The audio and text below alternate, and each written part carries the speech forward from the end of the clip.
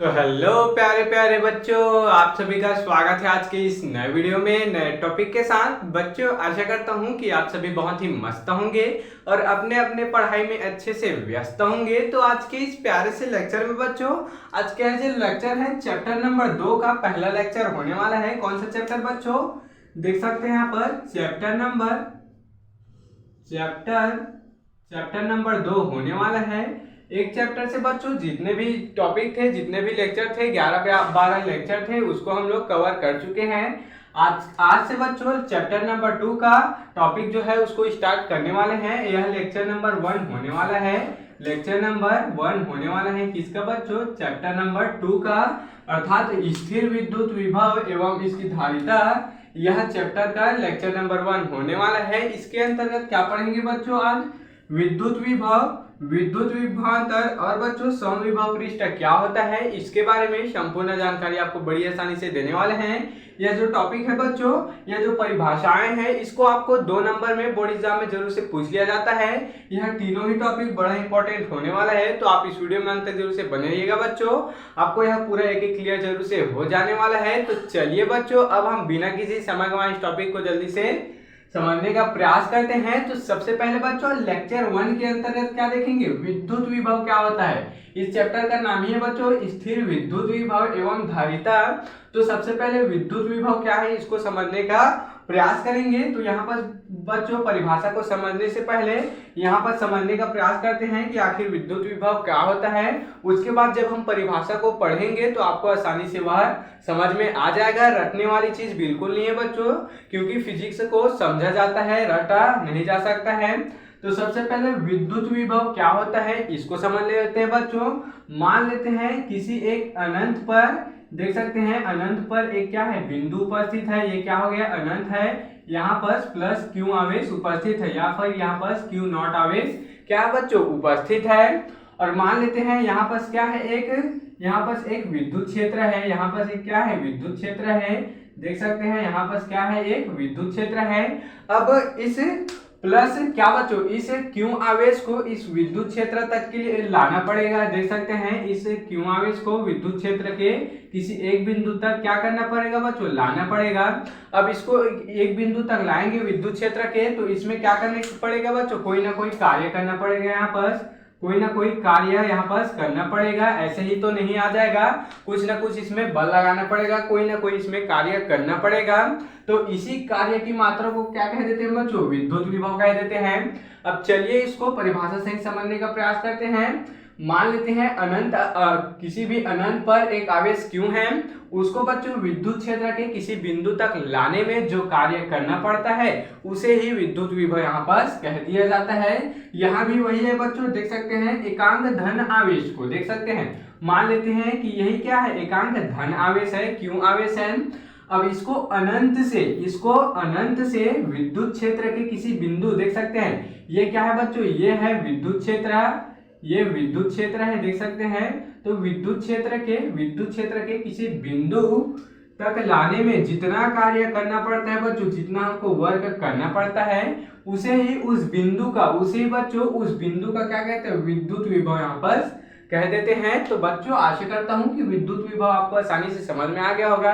क्या है बच्चों, इसमें कुछ भी नहीं, देख सकते हैं किसी प्लस क्यू आवेश को अनंत से विद्युत क्षेत्र के किसी एक बिंदु पर लाने के लिए जितना कार्य उसमें करना पड़ता है उसे ही क्या कह देते हैं? विद्युत विभव कह देते हैं।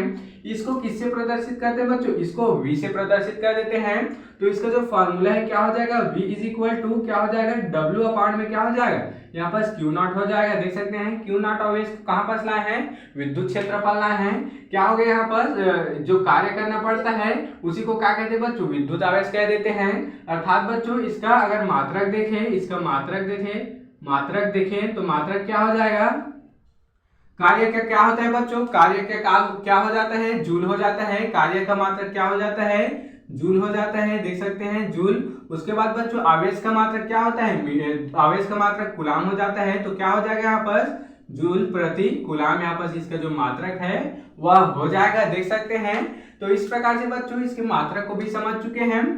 तो चलिए बच्चों, अब हम पहले टॉपिक विद्युत विभव को समझ चुके हैं। अब दूसरा टॉपिक क्या है, विद्युत विभवांतर। तो बच्चों अब विद्युत विभवांतर क्या होता है इसको समझने का प्रयास करते हैं।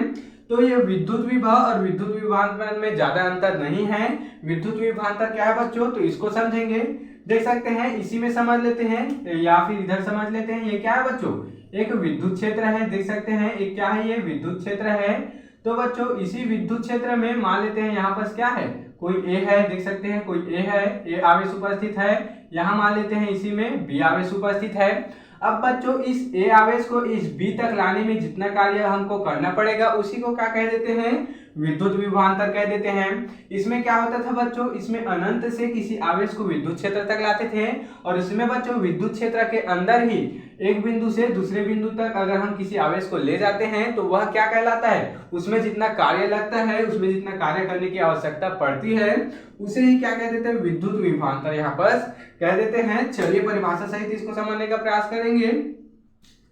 तो क्या लिखा गया यहाँ पर, विद्युत क्षेत्र में एकांक धन आवेश को, देख सकते हैं विद्युत क्षेत्र में ये क्या है, विद्युत क्षेत्र है और इसी में एकांक धन आवेश को एक बिंदु से दूसरे बिंदु, ए बिंदु से बी बिंदु, अर्थात उसी को बोला गया एक बिंदु से दूसरे बिंदु तक क्या बच्चों ले जाने में जो कार्य करना पड़ता है उसे ही क्या कहते हैं, विद्युत विभवांतर कह देते हैं। देख सकते हैं बच्चों, जैसा कि अभी हमने बताया कि ए बिंदु से बी बिंदु तक ले जाने के लिए जितना कार्य करने की आवश्यकता पड़ती है, जितना कार्य करना पड़ता है उसी को क्या कहते हैं, विद्युत विभवांतर कह देते हैं। तो इसका फॉर्मूला क्या हो जाएगा बच्चों, देख सकते हैं यहाँ पर क्या हो जाएगा, a माइनस बी। देख सकते हैं a से कहां तक बच्चों, b तक ले जाने में जो कार्य होता है उसी को क्या कह देते हैं बच्चों, विद्युत विभवांतर। अर्थात बच्चों इसका जो फॉर्मूला होगा वह सेम होगा। देख सकते हैं यह भी सेम है, यह भी क्या हो जाएगा यहाँ पर सेम हो जाएगा। देख सकते हैं इसको यहाँ पर क्या कर लेते हैं, क्यू ए और यहाँ पर क्यू बी यहाँ पर मान लेते हैं।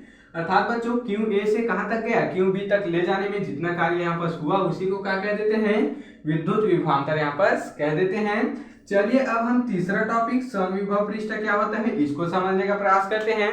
तो सबसे पहले इसका शब्द विस्तार समझते हैं बच्चों। समविभव अर्थात बच्चों इसका जो विस्तार है वह क्या हो जाएगा, समान प्लस क्या हो जाएगा बच्चों, विभव। देख सकते हैं समान प्लस विभव अर्थात क्या हो गया, समविभव हो गया। तो अब समविभव पृष्ठ किसको कहते हैं बच्चों, देखेंगे यहाँ पर मान लेते हैं कि एक ये क्या है बच्चों, पृष्ठ है और इस पृष्ठ का क्या है बच्चों, ये क्या है, एक क्या है, क्षेत्रफल है। चारों तरफ ये क्या है बच्चों, यहाँ पर क्षेत्रफल है। अब बच्चों इसमें क्या होगा, इसमें कुछ ना कुछ आवेश होगा। देख सकते हैं इसमें कुछ ना कुछ आवेश होगा, यहाँ भी आवेश होगा, यहाँ भी आवेश होगा।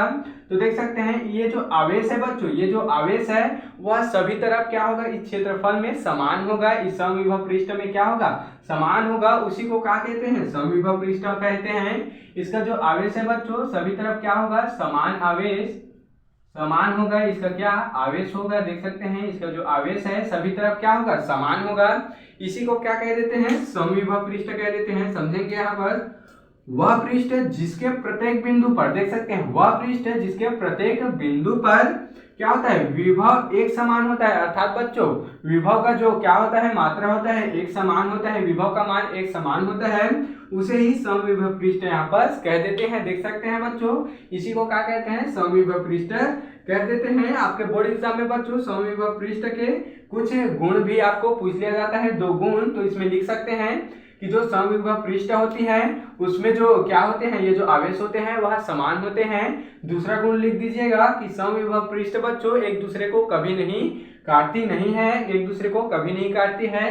ये दोनों गुण आप वहां पर लिख सकते हैं। तो इस प्रकार से बच्चों आज की इस प्यारे से टॉपिक में हम लोग लेक्चर नंबर 1 में, चैप्टर नंबर 2 का लेक्चर नंबर 1 में विद्युत विभव, विद्युत विभवांतर और समविभव पृष्ठ को बड़ी आसानी से समझ चुके हैं। आप इसके स्क्रीनशॉट यहाँ पर ले सकते हैं। तो बच्चों आशा करता हूं कि यह टॉपिक आपको जरूर से समझ में आया होगा और ऐसे ही और इम्पोर्टेंट टॉपिक के लिए मेरे इस चैनल में बने रहिएगा। अगर आप इस चैनल में नए हो तो इसको जल्दी से सब्सक्राइब करके बच्चों बेल वाले आइकन को दबाकर यहाँ पर प्रेस कर लीजिएगा। तो चलिए बच्चों फिर मिलते हैं किसी नेक्स्ट वीडियो में नए टॉपिक के साथ। तब तक के लिए जय हिंद, जय भारत।